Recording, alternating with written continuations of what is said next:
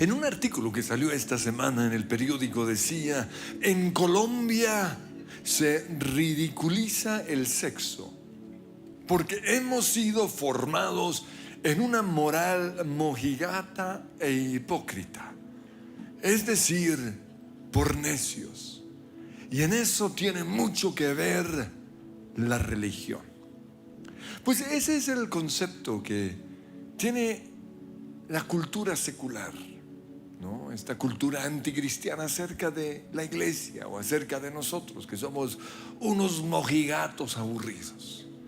Pero yo pregunto, con respecto al sexo, ¿usted a quién le va a creer? ¿A Dios, quien fue el que se lo inventó? ¿O al ser humano que lo pervirtió? Porque en el caso mío, yo prefiero creerle a Dios, porque solo en Él encuentro la verdad. Y Él es el único que tiene palabra de vida.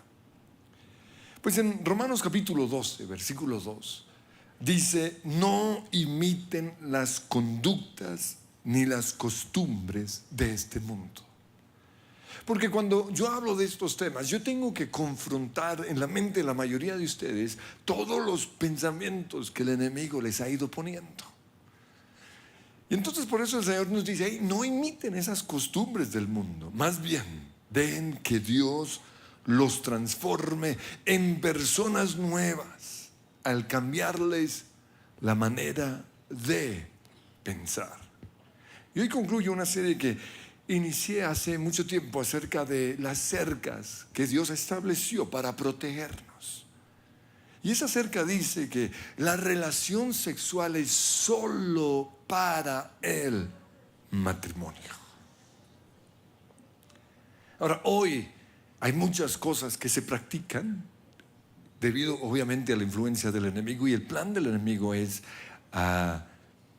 derribar las cercas que Dios ha establecido. Cosas como el sexo prematrimonial, la infidelidad sexual, la lujuria, la pornografía, la seducción, codiciar la mujer o el hombre de otra persona, el divorcio, la homosexualidad. Y todas esas cercas han sido invadidas por este mundo. Pero cuando Dios estableció estas cercas, Él lo hizo para protegernos. Y aquellos que violan estas cercas son hoy esclavos sexualmente. Y en el mundo hay millones y millones de personas que están atadas sexualmente. Y si estas personas, o si los que están acá o los que estamos acá, queremos ser libres de la esclavitud sexual, lo primero que tenemos que hacer es tomar la decisión de ser libres. Hasta que una persona no reconozca que lo que está haciendo está mal y le está haciendo daño, jamás será libre. Es algo similar al alcohólico. Un alcohólico no será libre sino hasta que entienda o reconozca que no tiene control sobre el alcohol. Porque ese es el problema. Ellos dicen: no, yo sé manejarme un traguito, yo lo tengo bajo mi control. Lo mismo una persona adicta a la comida. Generalmente cree que sabe comer, pero no será libre sino hasta que reconozca que no sabe comer y le pida ayuda a otra persona. Algo similar sucede con la persona que está endeudada. Él cree que maneja muy bien sus tarjetas de crédito, pero una persona endeudada no puede tener tarjetas de crédito, no puede tampoco seguir sacando préstamos, no tiene control en esa área. Por eso, si usted está atado sexualmente, solo será libre en el momento en el cual reconozca que tiene que ser libre. Lo siguiente que tenemos que hacer es reconocer las tendencias de nuestra carne por los pecados ya cometidos. Entonces, cada pecado que nosotros hemos cometido en nuestra vida ha puesto en nosotros una tendencia hacia ese pecado. Es como un recorrido o como un camino ya recorrido.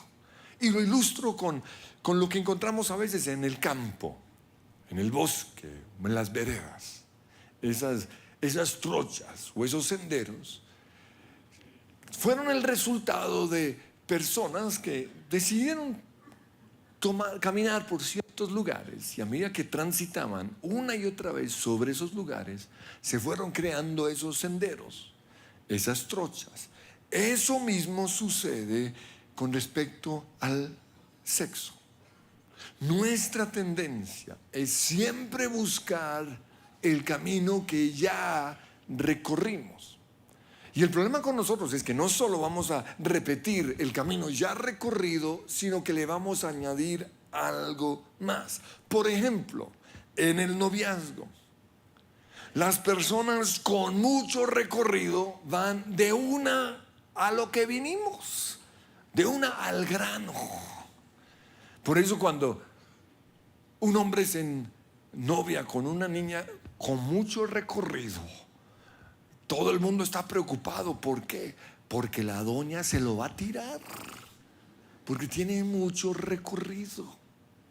Pero un cristiano que quiere agradar al Señor en su noviazgo, quiere detenerse antes de hacer algo que sabe, o que esa pareja sabe que no está bien.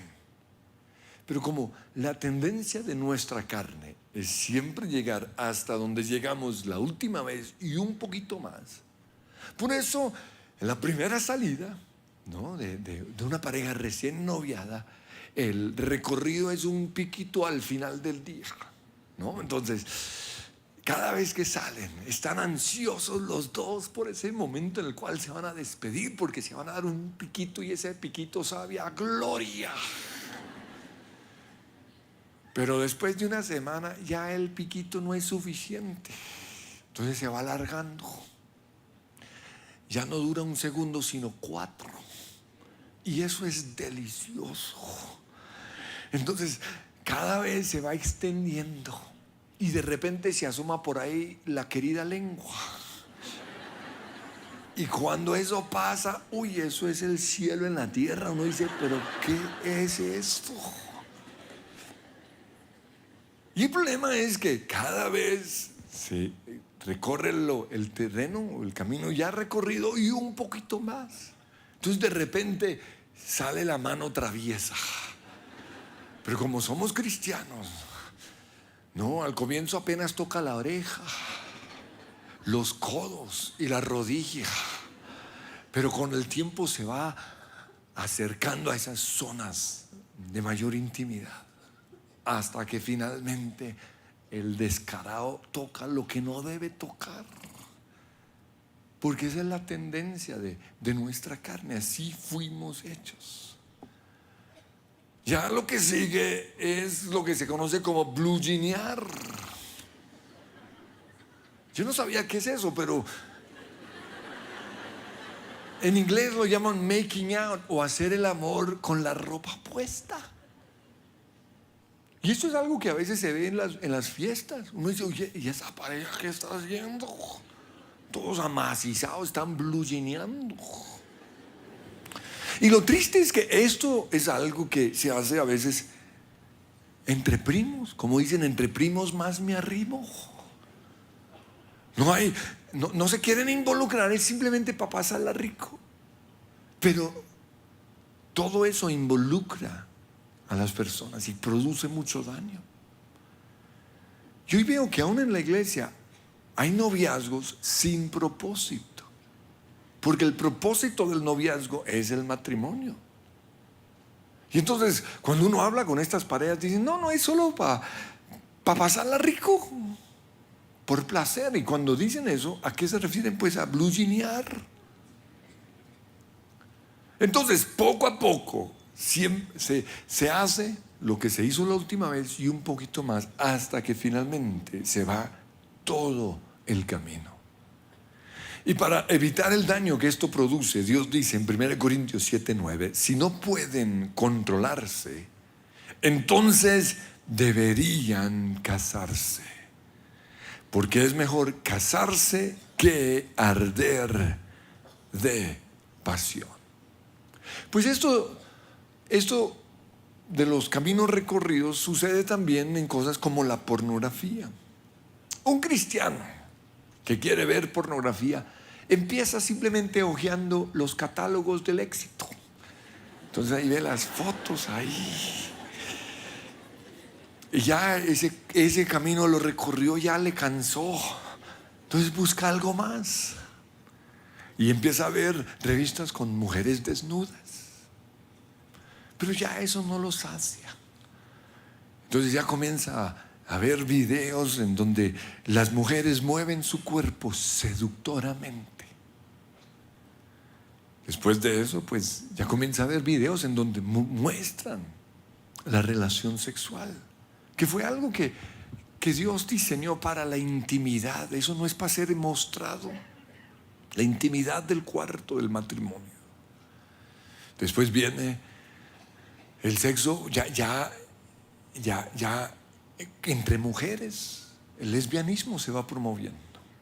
Y ya lo siguiente es sexo en patota y todo el mundo. Como esto ya no sacia, lo siguiente es el sexo que se mezcla con violencia. Y después de esto está la pornografía infantil o lo impensable. Pero la gente llega a lo impensable simplemente porque por los caminos ya recorridos, que es nuestra tendencia. Una persona que durante un noviazgo o durante su matrimonio le fue infiel a su esposo, a su novio, ya tiene un camino recorrido, es decir, una tendencia hacia la infidelidad. Lo siguiente que tenemos que hacer es identificar el punto de partida hacia el pecado sexual. Porque el pecado sexual no se inicia cuando usted está en la cama con la otra persona o cuando usted está en el computador. No. El pecado sexual se inicia mucho tiempo atrás. Se inicia con cosas que no son obvias. En 1 Corintios 10:13 dice: Dios es fiel y no permitirá que la tentación sea mayor de lo que puedan soportar. Cuando sean tentados, Él les mostrará una salida para que puedan resistir. Y esa salida no es una puerta cuando usted ya está acostado con su novia. No, ahí ya no hay salida. Esa salida fue lo que sucedió temprano en la mañana.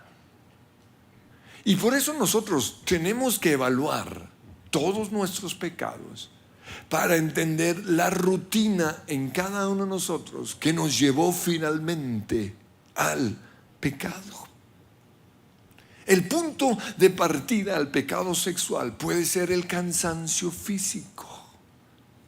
Cuando estamos cansados físicamente somos más vulnerables al pecado. Pero también puede ser el agotamiento emocional, la depresión, o quizás una pelea con el esposo que sucedió en la mañana, o una traición de la cual fuimos víctimas, que sucedió 3 días atrás, la traición de un amigo o de una amiga, la pereza,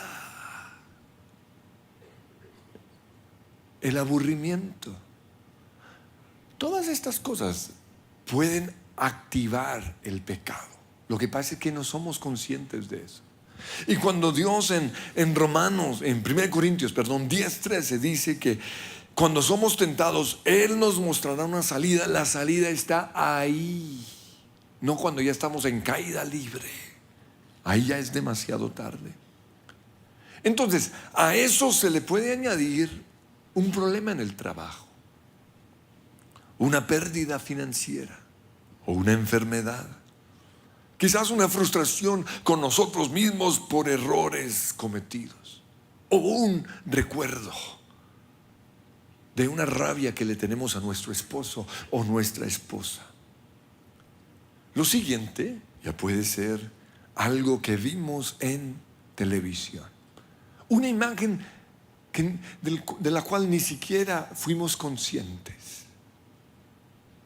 o algo que vimos en una revista en el supermercado. Quizás una conversación con un amigo, o una canción, o un compañero del trabajo súper atento. Cualquier cosa que puede despertar en nosotros un deseo o una fantasía en nuestra mente. Ya después de eso simplemente viene el papayazo. Estamos a solas con alguien o con el computador. Por eso cada uno de nosotros tenemos que conocer las rutinas que nos llevan al pecado. Lo siguiente que tenemos que hacer es confesar nuestro pecado.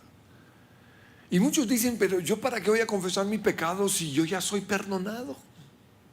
Pues Dios estableció la confesión de pecado como una forma de lograr nuestra libertad. Cuando nosotros confesamos el pecado, estamos siendo honestos con Dios, pero también con nosotros mismos. Y eso es muy saludable. En 1 Juan 1:9 dice, si confesamos nuestros pecados a Dios, Él es fiel y justo para perdonarnos y limpiarnos de toda maldad. Ahora, quizás aún no hemos pecado, pero ya hay un pecado en nuestro interior, un deseo de pecar. El salmista decía, líbrame de los pecados que me son ocultos. Y algo que yo he visto en el momento de mi oración, cuando yo empiezo a confesar, es que ahí soy consciente de cosas que yo no sabía que estaban en mí. Entonces, por ejemplo, me vestí así porque estoy tratando de impresionar a un muchacho que ya está comprometido, que ya está ennoviado o que ya está casado. Tenemos que descubrir por qué me estoy comportando de esta forma o me estoy vistiendo de esta manera. O siempre he tenido un deseo en mi interior de tener una aventura. De una manera muy sutil el enemigo ha puesto esos deseos en nosotros. Y confesar el pecado es ser honestos con Dios. Ahora, a Él no le va a gustar nuestra confesión, pero Él ya lo sabe.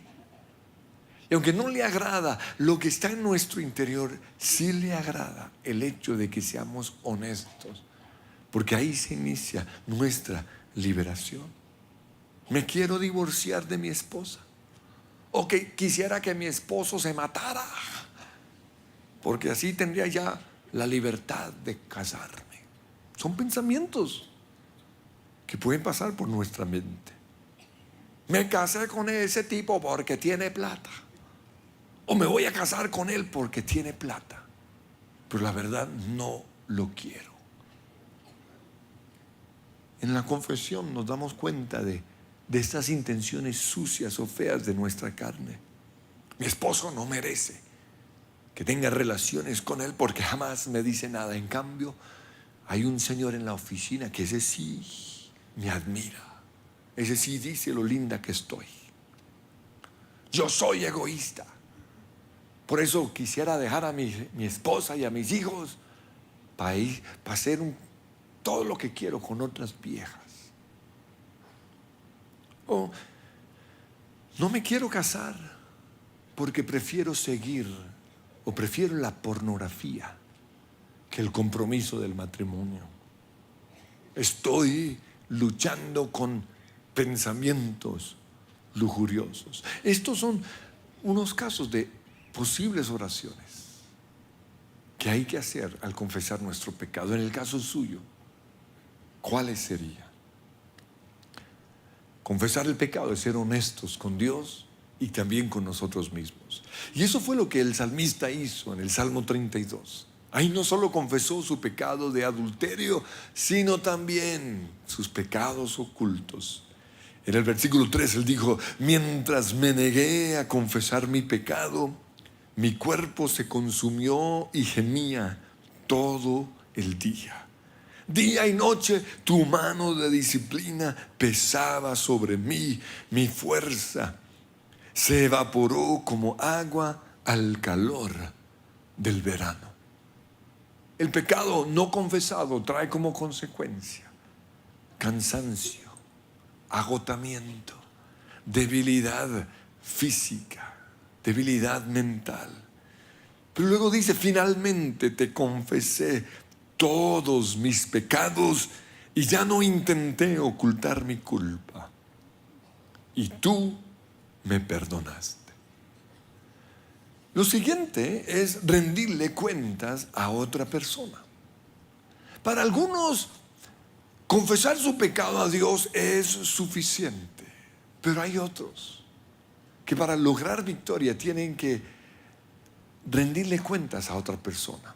Acerca de esto, Santiago 5:16 dice, confiésense los pecados unos a otros y oren los unos por los otros para que sean sanados, para que sean liberados.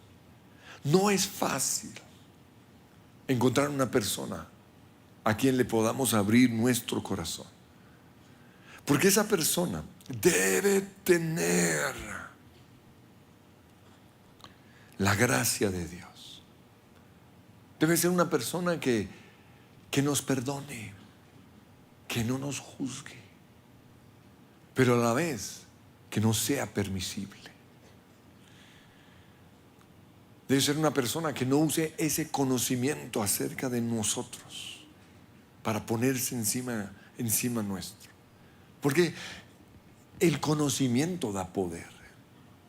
Y algunos, cuando se enteran de luchas de otros, se creen más que ellos. Tampoco pueden usar ese conocimiento para manipular, para chantajear, para lograr sus objetivos. Y lo siguiente es que nadie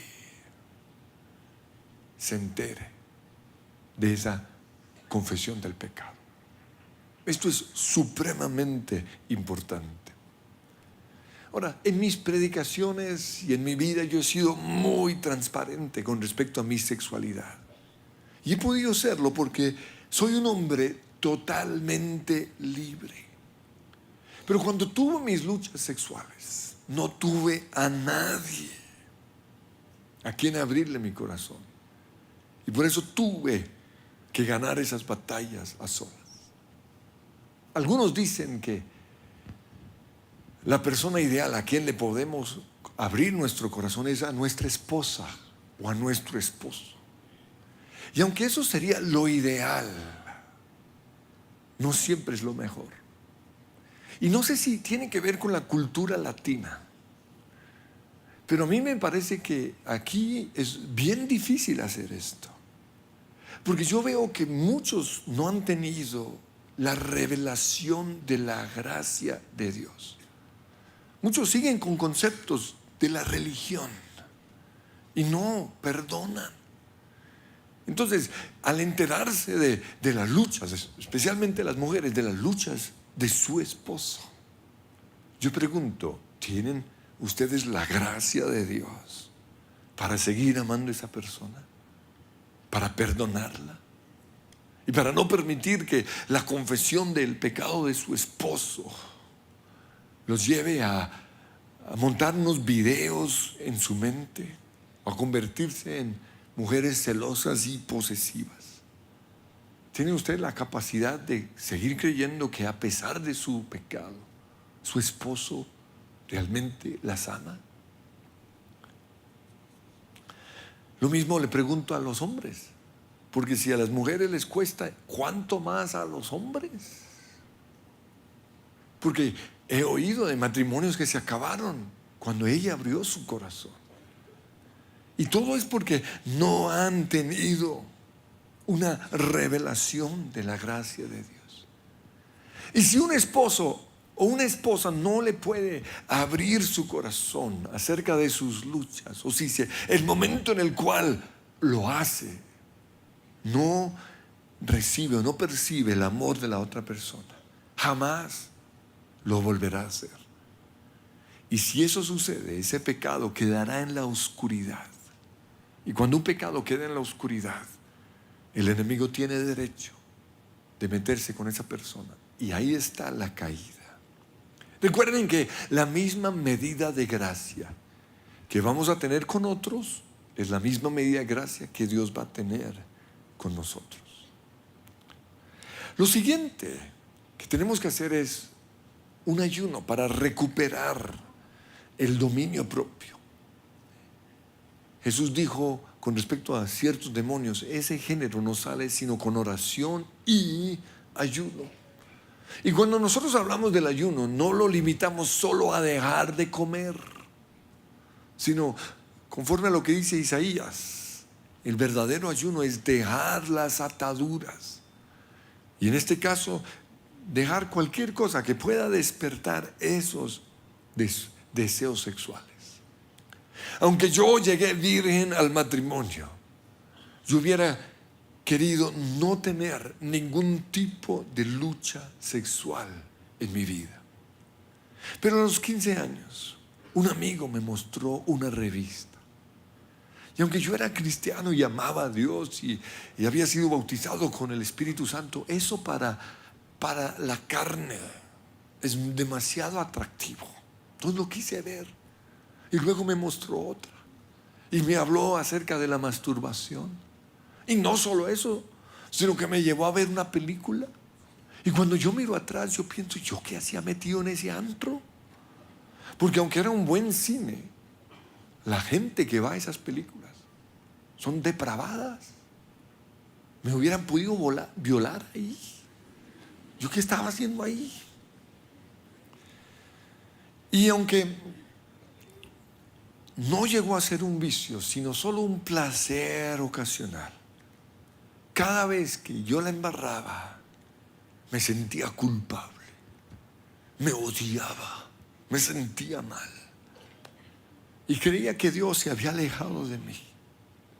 Y aunque lograba victorias durante unos 2, 3 o 4 meses, cuando caía otra vez, era terrible. Y no fue sino hasta cuando fui a Cristo para las Naciones a estudiar.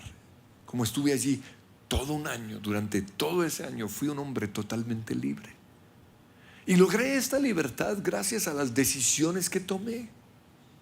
Una de las cosas que hice fue leer la Biblia todos los días y orar 1 hora. Pero también, como en nuestros cuartos no había televisión, durante un año no vi nada de televisión. Y tampoco fui al cine porque no había plata. 1 año de libertad. Pero recuerdo que cuando terminamos, con un amigo fuimos a ver una película, fue Top Gun. Y hay una escena en esa película en donde Tom Cruise se da un beso con la protagonista. Un beso que dura más de 10 segundos. Uy, qué beso tan delicioso. Ese beso me afectó. Ahora muchos dirán: ay, un beso. Lo que pasa es que llevaba 1 año de ayuno. Y cuando uno hace eso, se da cuenta de que las cosas afectan más de lo que uno cree. Entonces, si ese beso me afectó, imagínense cuánto no nos estará afectando las cosas que permanentemente estamos viendo. Pues no caí. Pero el año siguiente yo fui a Australia. Y cuando yo llegué allí, encontré la sorpresa de que en ese entonces, en las playas de Australia, estaba la moda del topless. Es decir, que de aquí para arriba nada, nada de nada. Entonces cuando yo llegué a las playas y yo vi eso, yo me sentí en el jardín del Edén.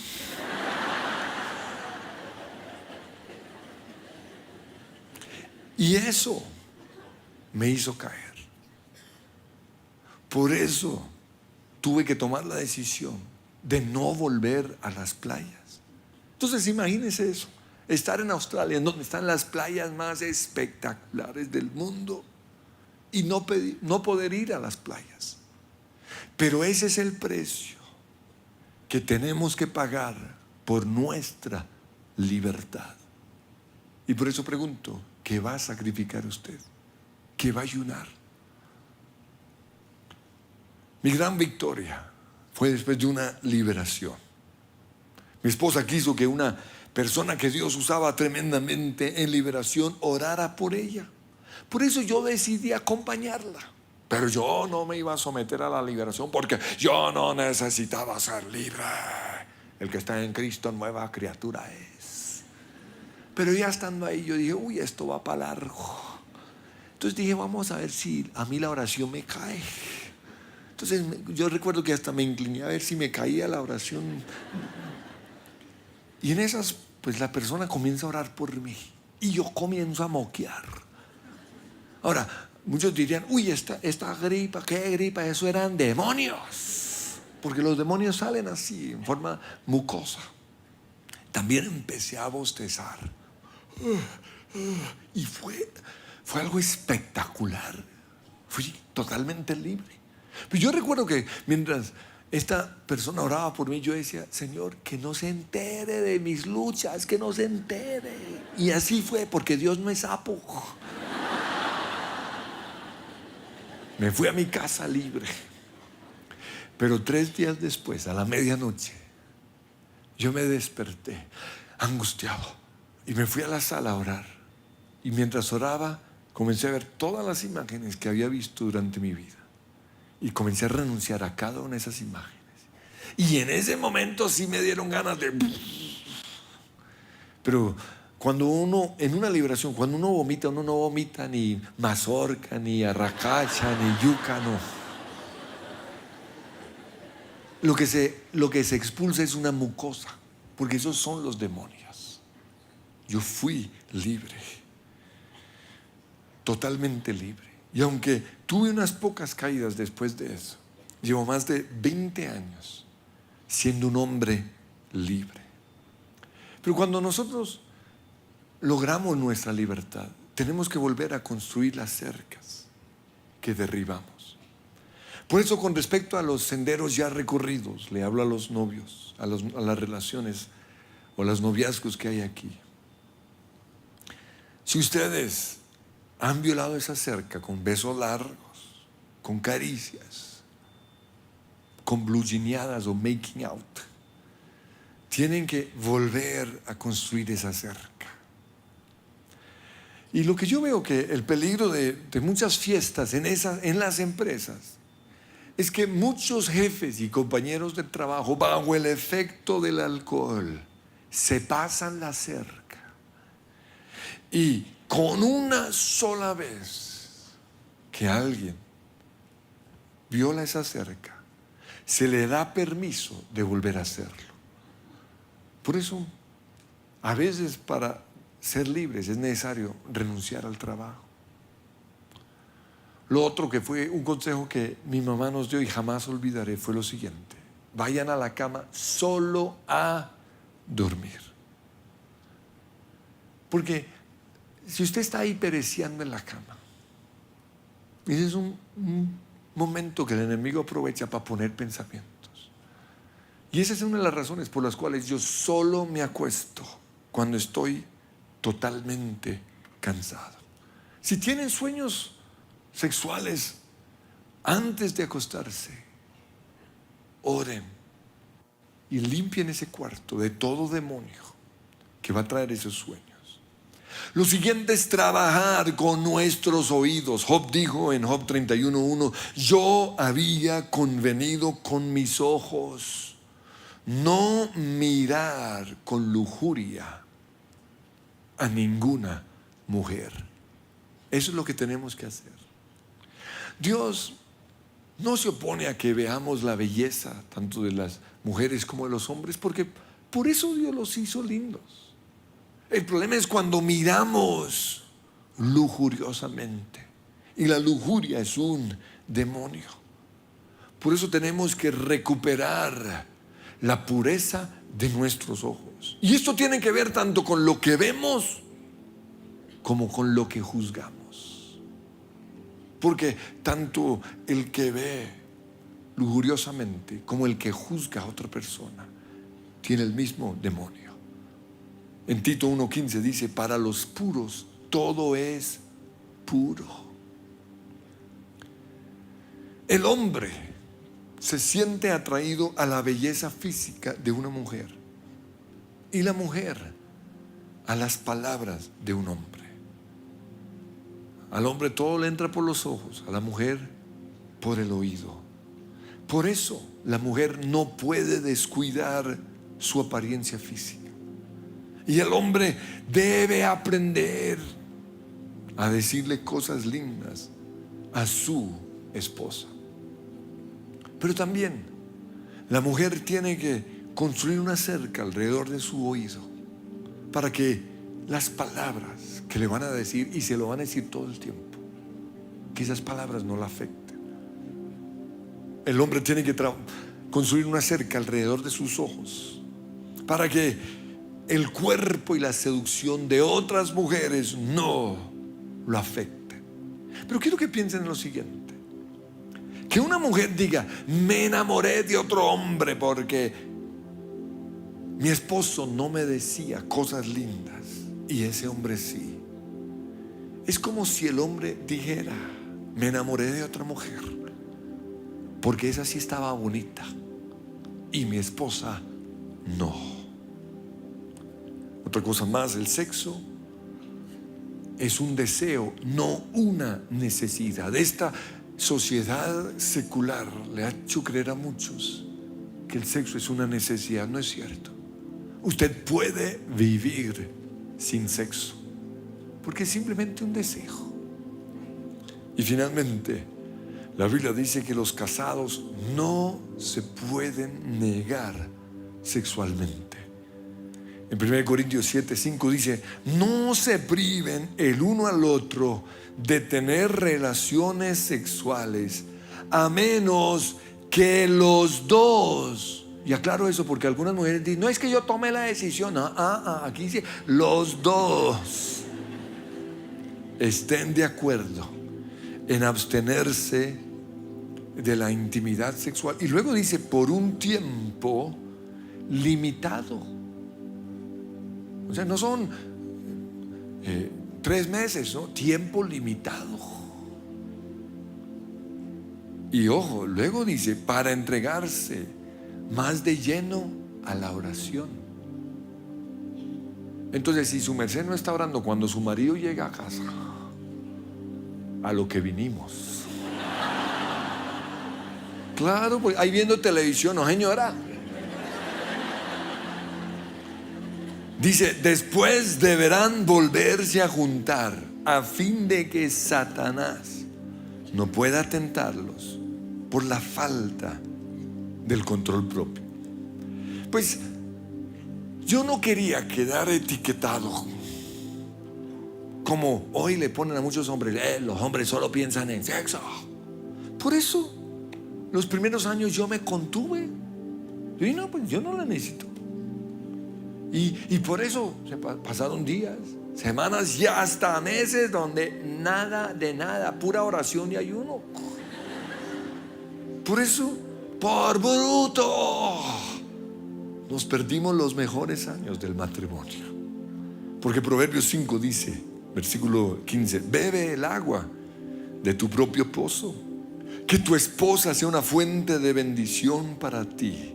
Alégrate con la esposa de tu juventud. Entonces, a mis queridos amigos casados, a beber mucha agua. Nos ponemos en pie. Y Señor, hoy te damos gracias, porque no hay otro mejor lugar en el mundo para hablar de estos temas que en tu casa, conforme a lo que tu palabra dice. Y hoy declaramos, Señor, que nuestro conocimiento acerca de todo, y especialmente con respecto a la sexualidad, queremos que venga de ti.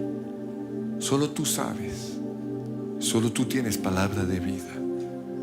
Pero reconocemos, Señor, que antes de conocerte, o aún después de haberte conocido, hubo caminos recorridos, hubo senderos, trochas por las cuales no deberíamos haber caminado. Y te pedimos que tú nos perdones. Y te pedimos, Señor, que tú nos ayudes a construir una vez más esa cerca. Perdónanos, Señor, porque fuimos instruidos por otros, porque oímos lo que otros decían en lugar de oír lo que dice tu palabra. Por eso hoy te damos gracias, Señor, porque podemos venir a tu casa para que seas tú el que nos hable, para que seas tú el que nos enseñe. Y hoy queremos, Señor, ser honestos contigo. Y yo invito a que usted sea honesto con Dios.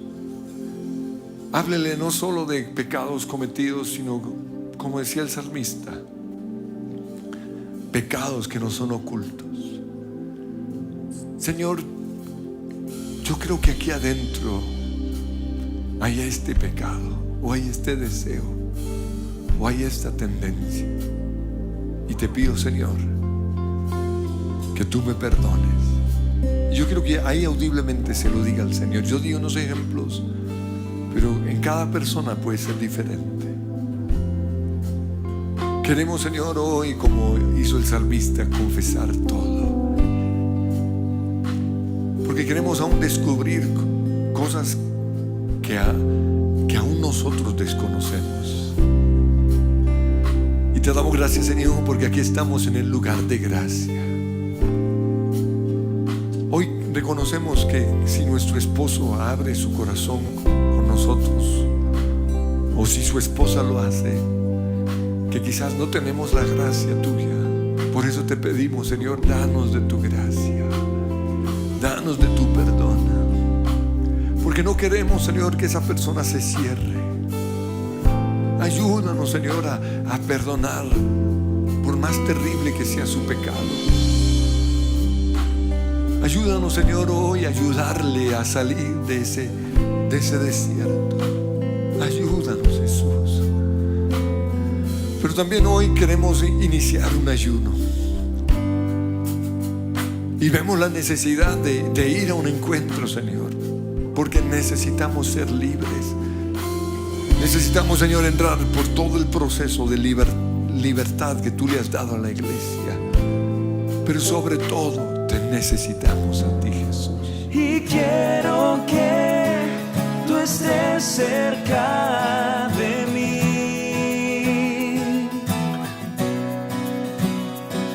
Tú sabes que no podré vivir sin ti.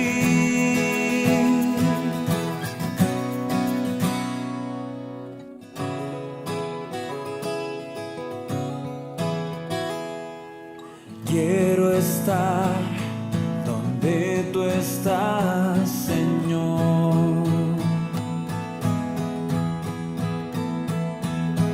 Descansar y encontrar tu amor. Tu dulce voz fluyendo alrededor.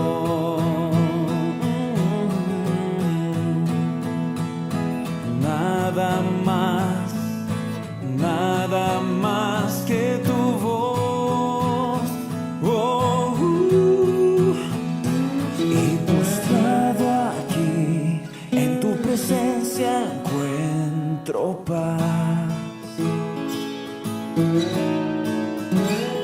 Y confiado en ti, anhelo siempre estar.